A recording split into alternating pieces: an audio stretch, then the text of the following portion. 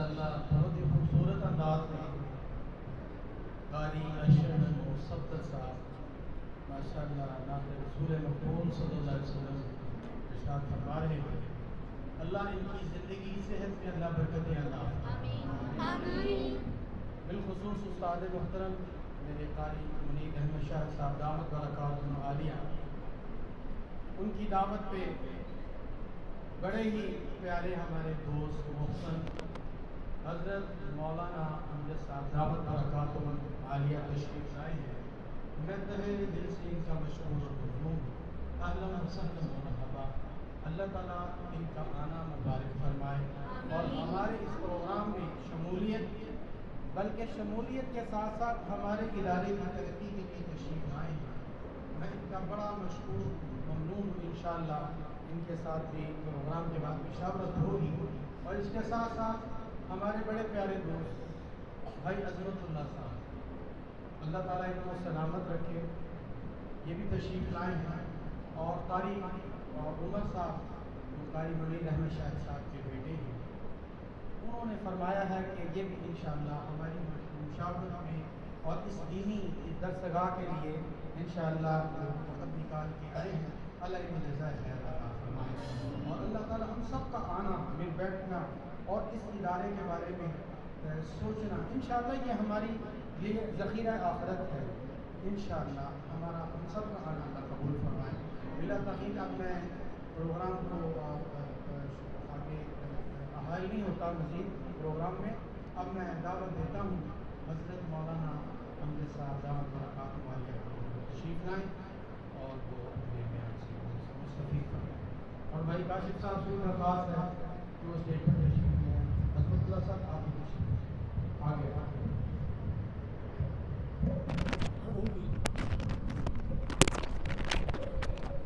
السلام علیکم ورحمۃ اللہ وبرکاتہ.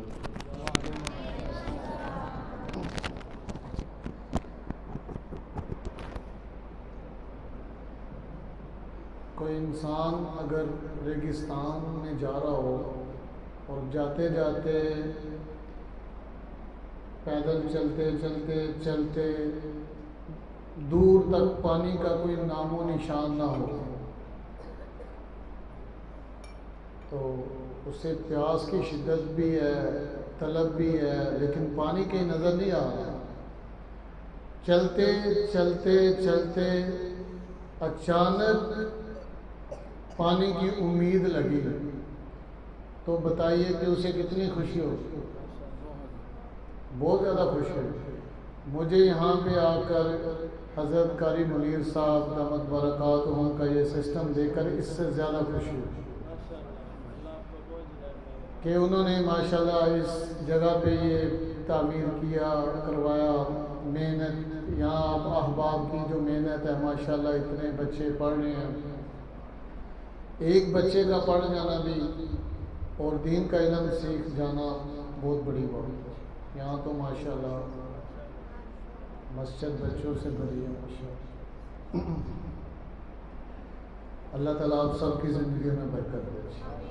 اللہ تعالیٰ ان کو بھی صحت کاملہ عاجلہ دے. اللہ تعالیٰ اس ادارے کو قیامت تک قائم اور آباد رکھے. احمدک ربی وأصلي وأسلم على صحبة النبي صلى الله عليه وسلم. أما بعد فأعوذ بالله من الشيطان الرجيم. بسم الله الرحمن الرحيم. والعصر إن الإنسان لفي خسر إلا الذين آمنوا وعملوا الصالحات وتواصوا بالحق وتواصوا بالصبر.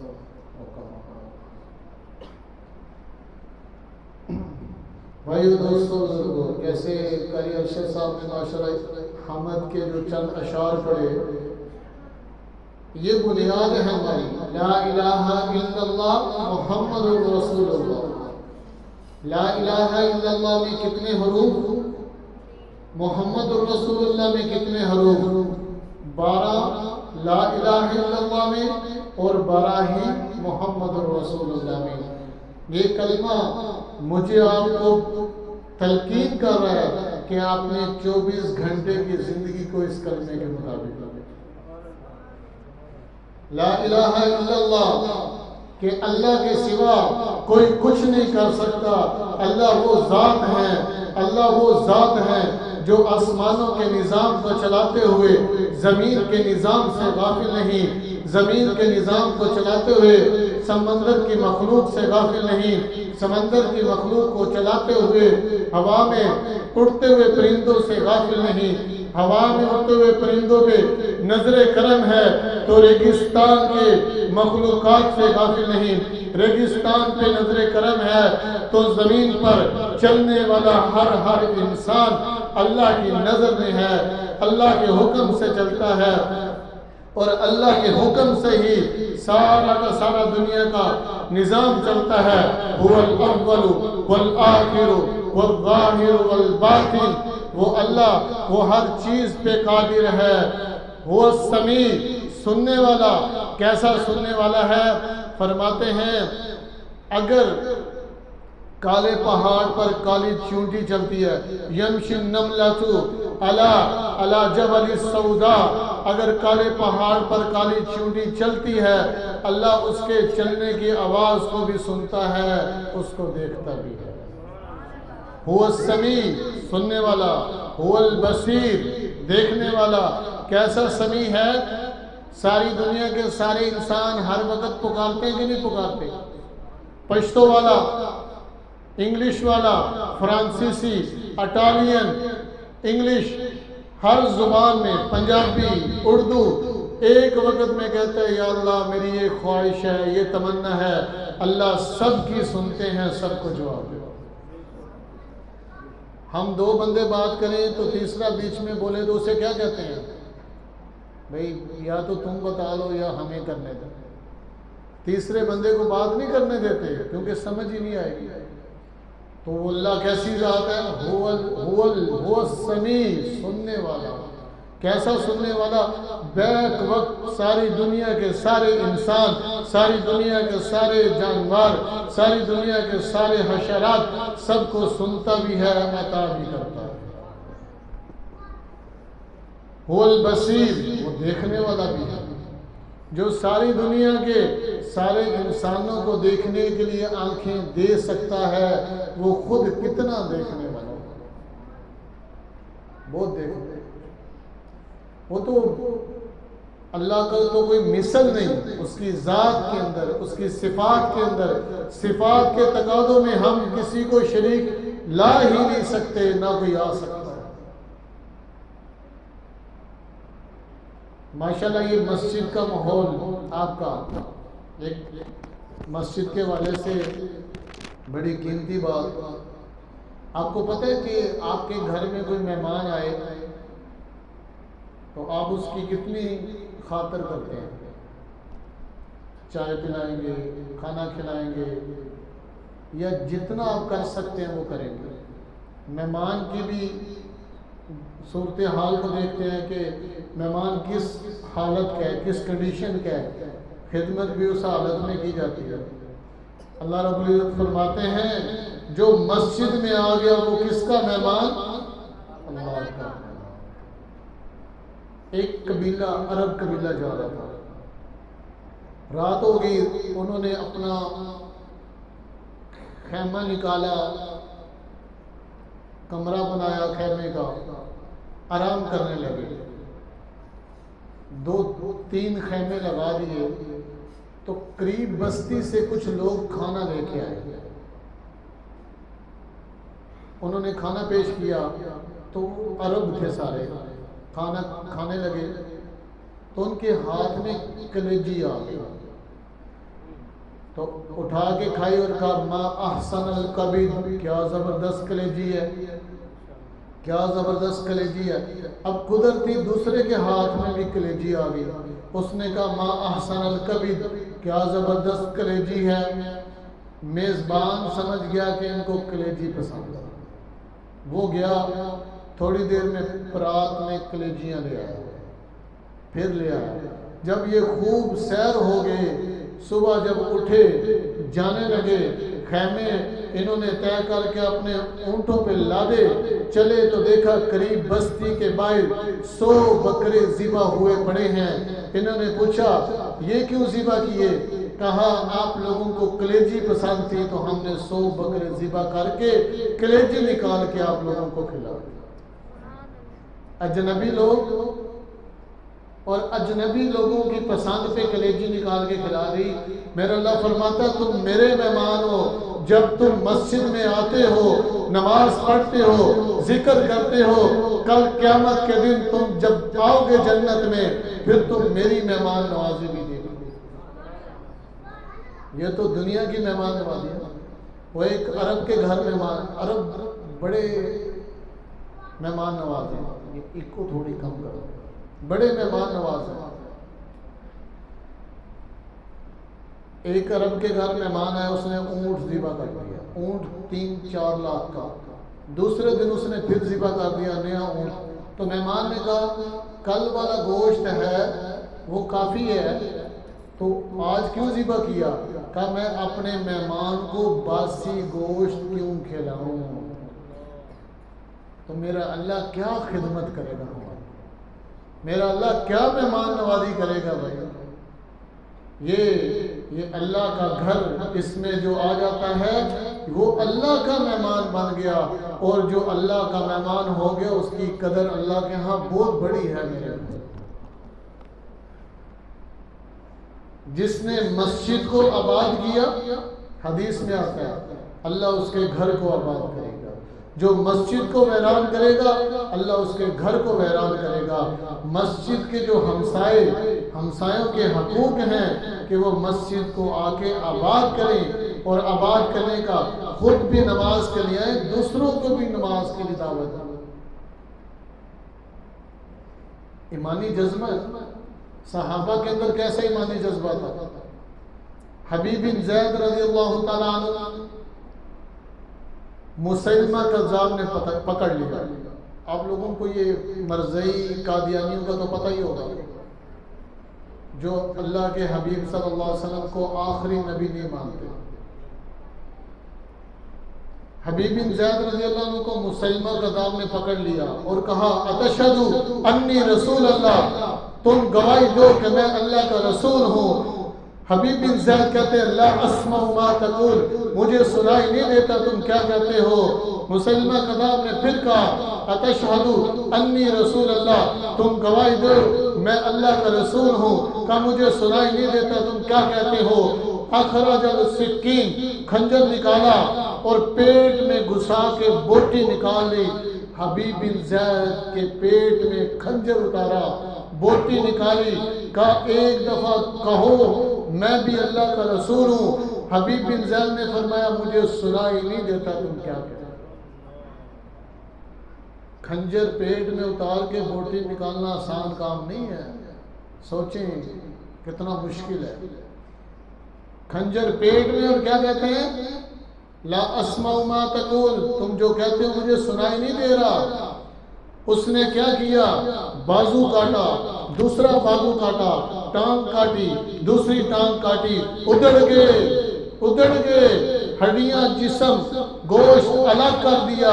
ایک دفعہ بھی کہنا گوارا نہیں کیا کہ تو اللہ کا نبی ہے۔ یہ ایمان ہے، یہ ایمان ہے۔ حبیب بن زید کی والدہ ام عمارہ رضی اللہ تعالی عنہا کو پتہ چلا کہ مسلمہ کذاب نے ان کے بیٹے کے ساتھ کیا سلوک کیا، تو انہوں نے کیا فرمایا، آج یہ بات ہماری ماؤں کو سیکھنی چاہیے۔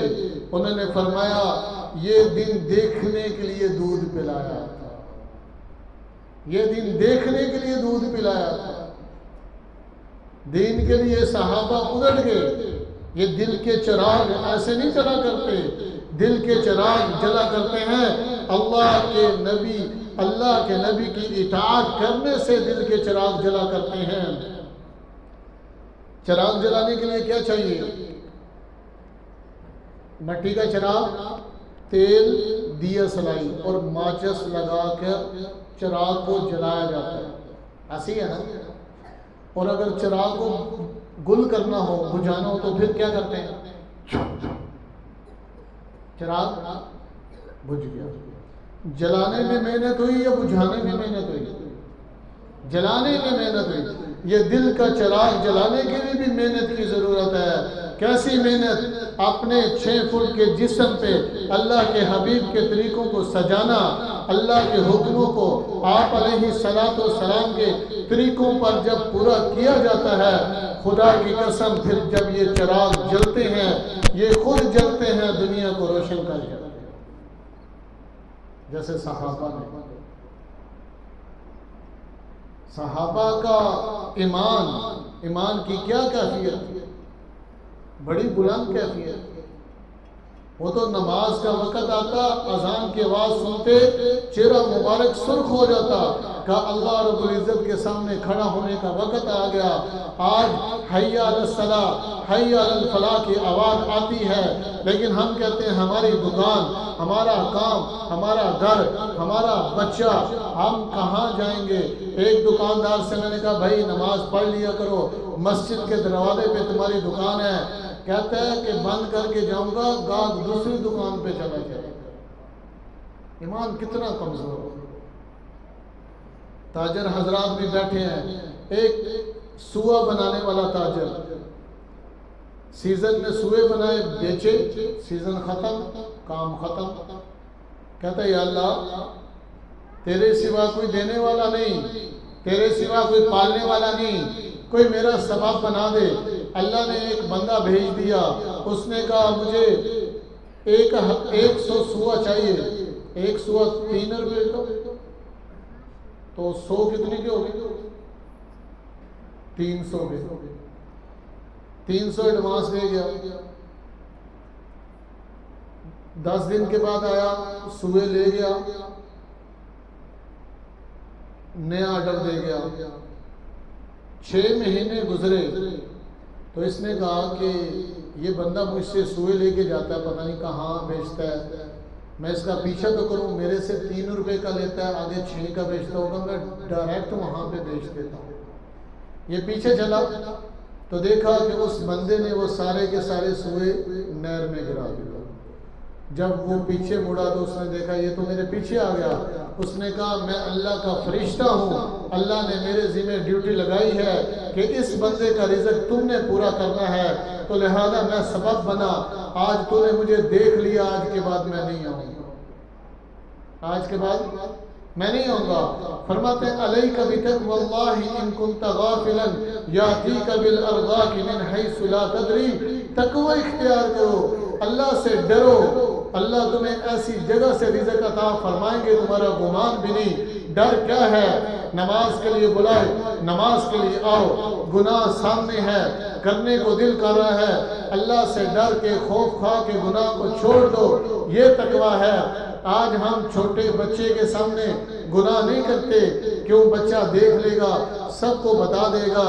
لیکن اللہ رب العزت کے سامنے جھوٹ بھی بولیں گے، فراڈ بھی کریں گے، ملاوٹ بھی کریں گے، دغا بازی بھی کریں گے، اور ہر وہ کام جو اللہ کو ناراض کرنے والا ہے کریں گے، لیکن اللہ کا ڈر دل میں نہیں آئے گا.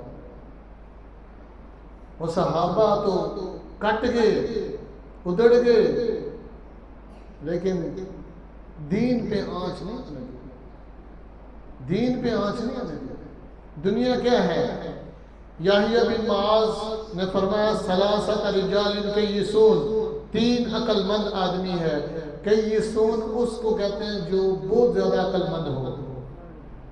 کمن ارضى ربه قبل ان يلقاه، جو رب کو راضی کر لے رب کی ملاقات سے پہلے پہلے.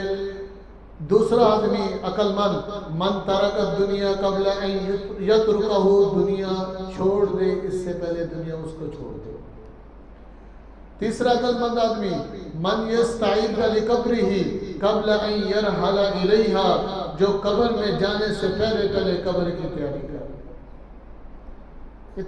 یہی مراحل ہیں. واقعات سے تھوڑی بات سمجھ میں آتی ہے. انسان کے ساتھ حادثات پیش آتے ہیں، بیماری آتی ہے، مصیبت آتی ہے، جھٹکا لگتا ہے، اللہ کی طرف متوجہ ہوتا ہے، پھر جب پھر ٹھیک ہوتا ہے پھر توجہ ہٹ جاتی ہے. ایک کسائی نے بکرا ذبح کیا، بکرا لٹایا، ذبح نہیں کیا، لٹایا تو بکرا سوچنے لگا اب یا تو یہ مجھے ذبح کریں گے یا میرے ساتھ کچھ کریں گے، تو کسائی نے بال اتار کے چھوڑ دیا۔ جب چھوڑا تو پھر کچھ مہینوں بعد پھر اس کو لٹایا، پھر اس کے بال اتارے اور چھوڑ دیا۔ بکرا تو کشمکش میں تھا، بال اتاریں گے یا کیا کریں گے۔ تیسری دفعہ جب کچھ مہینے بعد لٹایا تو اس نے کیا کیا، بکرے نے کہا اب بال اتاریں گے، چھوڑ دیں گے، لیکن اس سے نہیں پتا تھا اب ٹائم چھری کا آئے گا۔ وہ غفلت میں گیا، چھری پھری، چلا گیا۔ اسی طرح انسان کے ساتھ کئی معاملات پیش آتے ہیں، وہ کہتے ہیں چلو یا اللہ توبہ آج کے بعد نہیں کروں گا، یا اللہ میری توبہ آج کے بعد نہیں کروں گا، لیکن پھر اس وعدے کو بھول جاتا ہے اور کیا کرتا ہے، ایسی چیزوں کے اندر مگن ہو جاتا ہے کہ جو پھر اسے نقصان دے۔ اگر اسی غفلت میں موت آ جائے تو میرے بھائیوں مجھے بتاؤ کیا بنے گا؟ ایک جامع حدیث اللہ کے حبیب صلی اللہ علیہ وسلم کی فرمایا کہ آپ علیہ السلام نے فرمایا کہ صحابہ سے فرمایا کہ کسی نے خواب دیکھے، تو صحابہ نے کہا یا رسول اللہ ہم میں سے تو کسی نے خواب نہیں دیکھا۔ کہا اچھا میں نے خواب دیکھا، میں آج آپ کو وہ خواب سناتا ہوں۔ صحابہ نے کہا ضرور یا رسول اللہ آپ ضرور سنائیے۔ کہا میرے پاس 2 فرشتے آئے رات کو، کہا چلیے ہمارے ساتھ۔ کہا ہم چلے، آگے دیکھیں کہ ایک آدمی سیدھا لیٹا ہے اور دوسرا آدمی پتھر اٹھا کر اس کے سر پہ مارتا ہے، سر کچلا جاتا ہے، پتھر لڑک کر آگے جاتا ہے، وہ آدمی دوبارہ جاتا ہے، پتھر اٹھاتا ہے، جب واپس آیا تو سر ٹھیک ہو گیا، پھر اس کے سر پہ مارتا ہے، پھر پتھر لڑک کر آگے چلا جاتا ہے۔ تو آپ علیہ السلام نے پوچھا تعجب سے، تعجب کے لیے استعمال ہوتا ہے سبحان اللہ، سبحان اللہ یہ کیا؟ حدیث میں آتا ہے تعجب کے لیے سبحان اللہ بولا۔ تو فرشتوں نے کہا چلیے آگے چلیے۔ کہا جب ہم آگے چل دیے تو آگے ایک آدمی سیدھا لیٹا ہے، دوسرا آدمی زنبور کیل نکالنے والا آلہ اس کے منہ میں ڈالا، چیرا، نتھنوں کو چیر کر آنکھ کی گدی تک آیا، پھر دوسری طرف ڈالا اور چیرتا ہوا آنکھ کی گدی تک آیا، پہلا حصہ ٹھیک ہو گیا، پھر پہلے حصے میں ڈال کر کھینچا۔ آپ علیہ السلام نے پوچھا یہ کون ہے؟ فرمایا فرشتوں نے کہا چلیے آگے چلیے۔ جب آگے چل دیے دیکھا ایک بہت بڑا تندور جس میں آگ کے شعلے جارے ہیں، اس میں ننگے مرد اور عورتیں چیخو پکار کی آواز بلند ہوتی ہے۔ آپ علیہ السلام نے پوچھا یہ کون لوگ ہیں؟ فرشتوں نے کہا چلیے آگے چل دیے۔ دیکھا ایک بہت بڑا خون کا دریا، اس میں ایک آدمی تیر رہا ہے اور تیرتا ہوا کنارے کے پاس آتا ہے، کنارے پہ ایک آدمی پتھر لے کر بیٹھا، جب یہ کنارے کے قریب آتا ہے وہ اس کے منہ پہ پتھر مارتا ہے، یہ واپس چلا جاتا ہے۔ یہ سلسلہ چلتا رہا۔ آپ علیہ السلام نے پوچھا یہ کون ہے؟ تو فرشتوں نے کہا چلیے آگے چلیے۔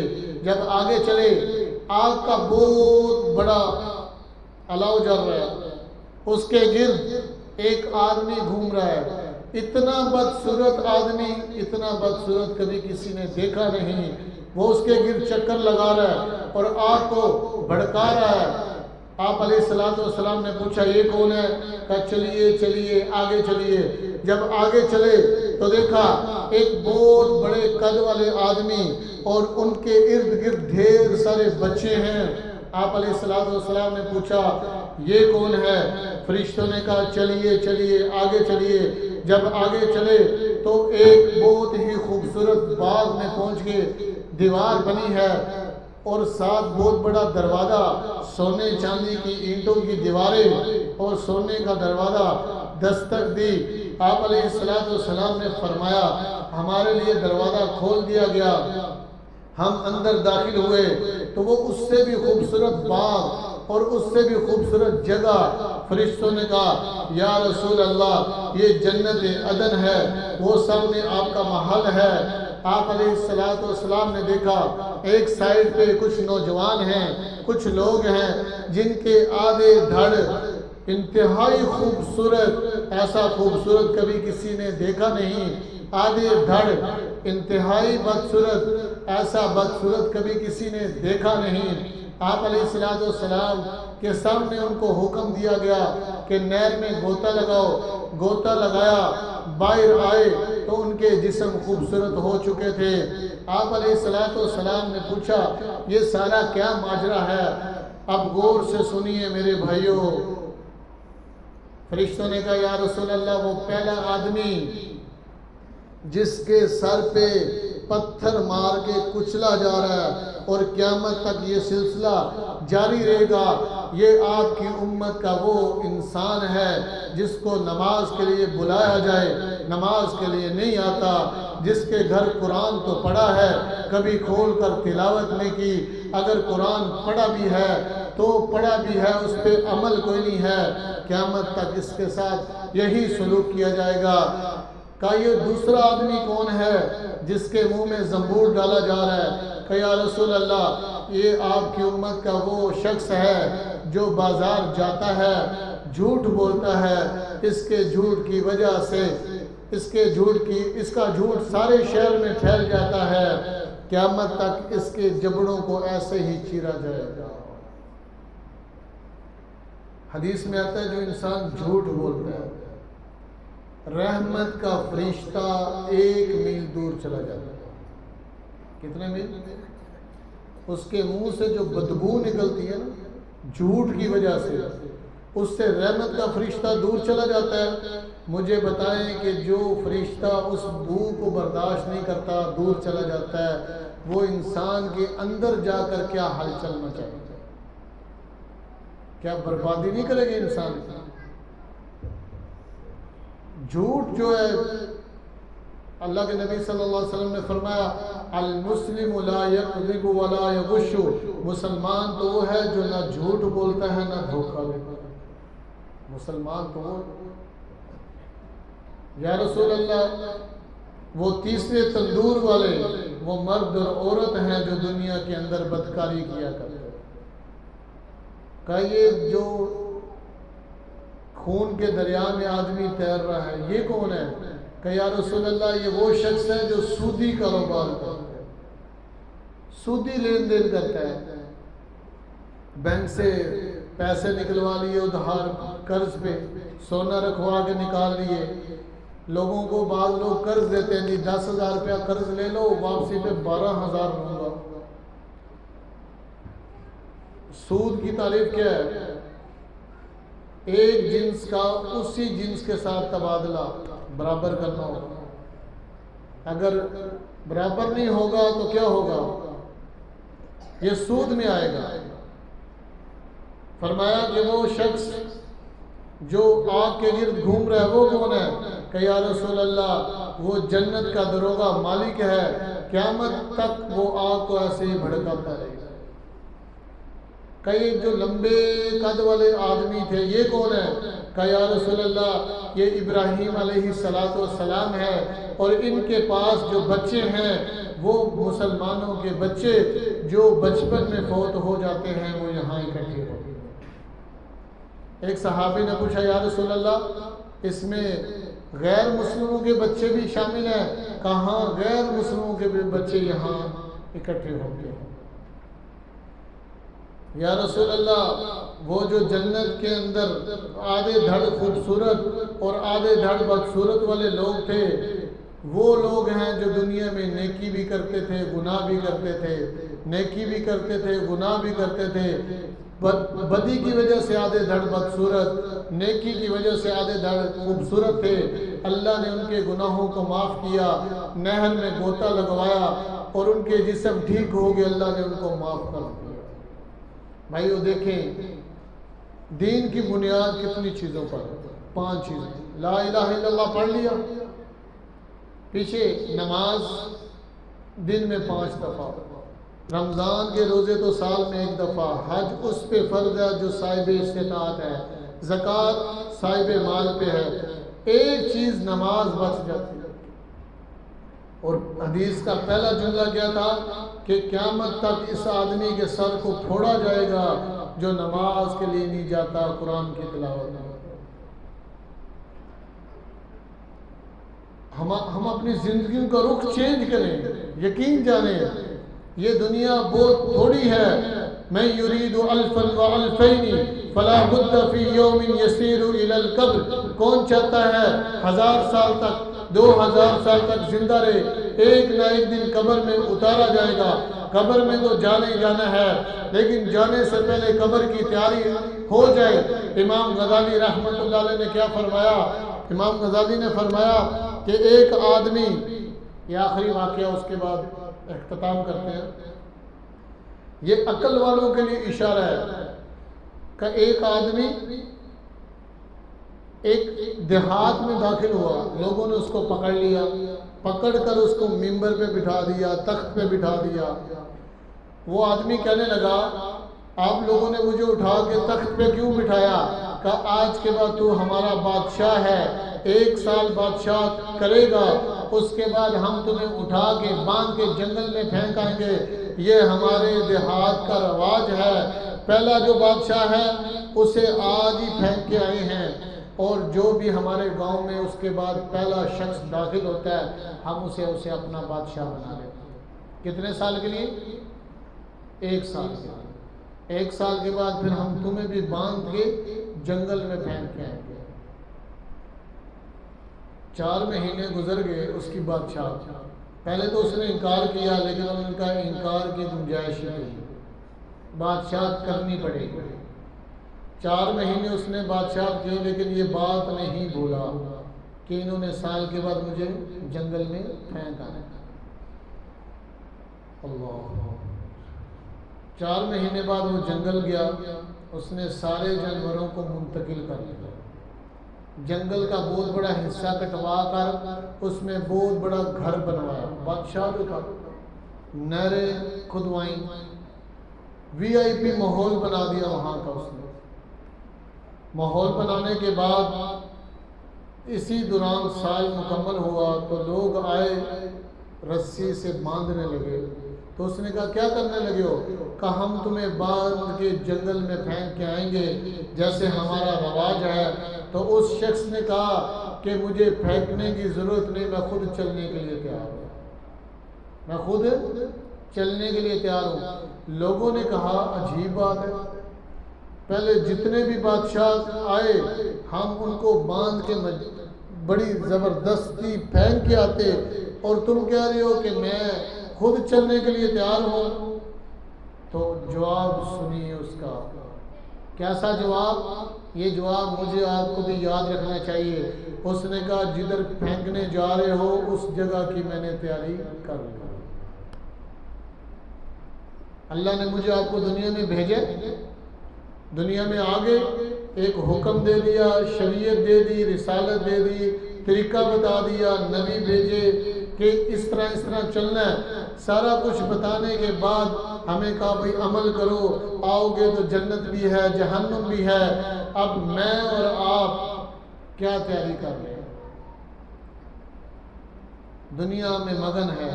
میں نے کل حدیث پڑھائی ہے کہ انسان کا دنیا میں اتنا حق ہے کہ روٹی کھا لے، کپڑا پہن کے بسیدہ کر لے، اس کے علاوہ اس کا کسی چیز پہ حق نہیں۔ کھانا کھا لے، کپڑا پہن کے بسیدہ کر لے، اس کے علاوہ اس کا کیوں؟ جیسے ہی فوت ہوگا مال تو ورثاء کو چلا جائے گا۔ میرے بھائیوں، یہ کتنے بچے ماشاءاللہ قرآن کی تعلیم حاصل کر رہے ہیں، ان کے ماں باپ بڑے خوش قسمت ہیں، بڑے خوش قسمت ہیں ان کے ماں باپ، اور ادارہ بنانے والے بڑے خوش قسمت ہیں کہ جنہوں نے یہ ادارہ اس علاقے میں بنایا۔ آپ لوگوں بچوں نے تلاوت کی ماشاءاللہ، اتنے خوبصورت انداز میں تلاوت کی۔ یہ حدیث تو آپ لوگوں نے بارہا سنی ہوگی کہ جو بچہ قرآن کا حافظ بنے گا اس کے ماں باپ کو تاج پہنایا جائے گا، اور اس کی روشنی کیسے ہوگی؟ اب ذرا تصور تو کریں، یہاں پہ کتنے بلب لگے ہیں؟ اگر ہم اس سے 4 گنا زیادہ بلب لگا دیں تو یہ اور زیادہ روشن ہو جائے گا۔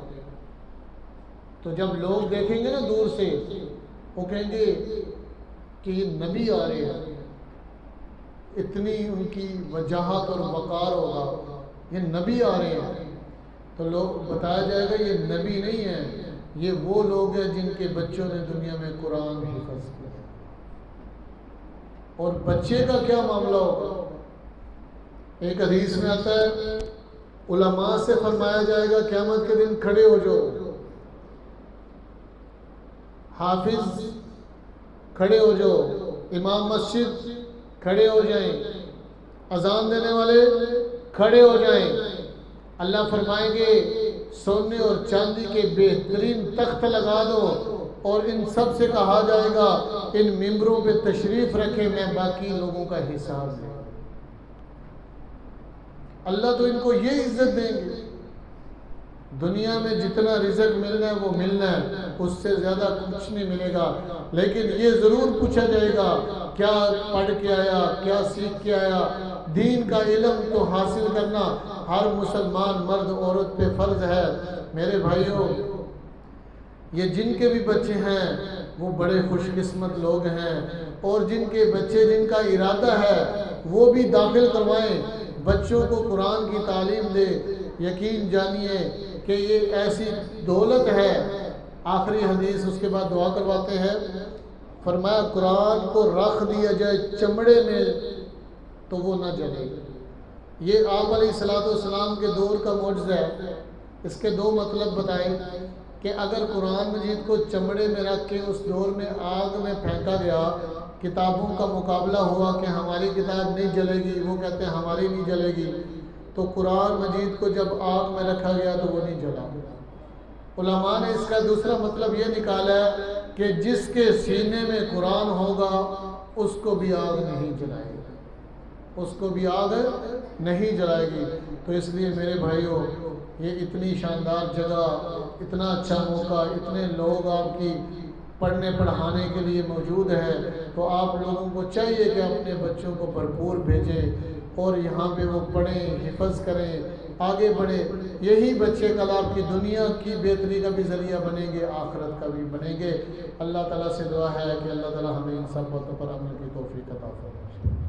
نماز احمدک ربی وأصلی وأسلم علی صفوة النبی صلی اللہ علیہ وسلم۔ یا ارحم الراحمین، یا ذا القوة المتین، یا حب المساکین، اللہم صلی علی محمد النبی الامی وعلی آلہ وسلم تسلیما۔ ربنا آتنا فی الدنیا حسنہ وفی الآخرۃ حسنۃ وقنا عذاب النار۔ ربنا ظلمنا انفسنا وإن لم تغفر لنا وترحمنا لنكونن من الخاسرین۔ یا اللہ ہم سب کے صغیرہ کبیرہ گناہوں کو معاف فرما دے۔ یا اللہ ہم سب کے صغیرہ کبیرہ گناہوں کو معاف فرما دے۔ یا اللہ اس علاقے، اس بستی میں جتنے اس مسجد کے ارد گرد لوگ ہیں، یا اللہ سب کو 5 وقت کا باجماعت نمازی بنا دے۔ یا اللہ یہ جو بچے قرآن کے حافظ بن رہے ہیں، یا اللہ ان کو کامیابی عطا فرما دے۔ یا اللہ ان کو کامیابی عطا فرما دے، ان کو دین دنیا کے ہر میدان میں کامیابی عطا فرما دے۔ یا اللہ ان کے والدین کو دنیا آخرت میں اس کی جزا عطا فرما دے۔